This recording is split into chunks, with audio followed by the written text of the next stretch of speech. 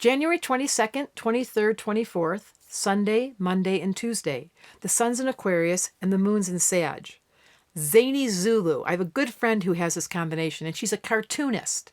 She spends her life making the funniest little pictures and making little cartoon characters with those one-liners that make no sense because cartoons are allowed to do that. This is the nature of Zany Zulu. Aquarius, this sign, is not playing on mainstream.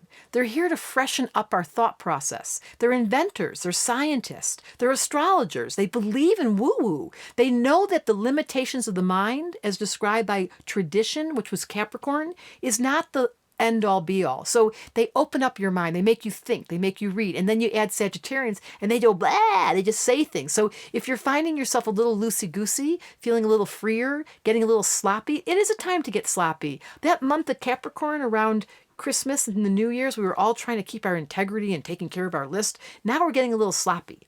These next few days, you're allowed to be a little sloppy, a little fun. This is a great time to read about your chart, read about astrology, anything to do with the philosophy of the abstract thought process of science, of like space travel. I recently heard that Stephen Hawking said, ready, that the Earth wasn't going to survive the next 1,000 years. I think he was trying to be nice.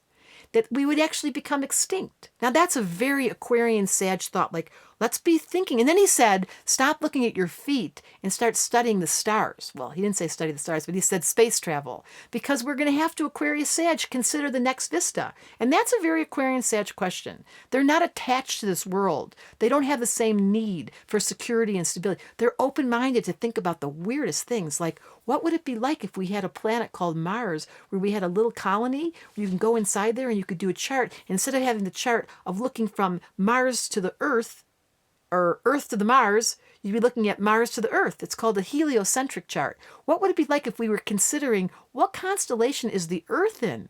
We never talk about that. Abstract Thoughts brought to you by Debra Silverman and Astrology Answers.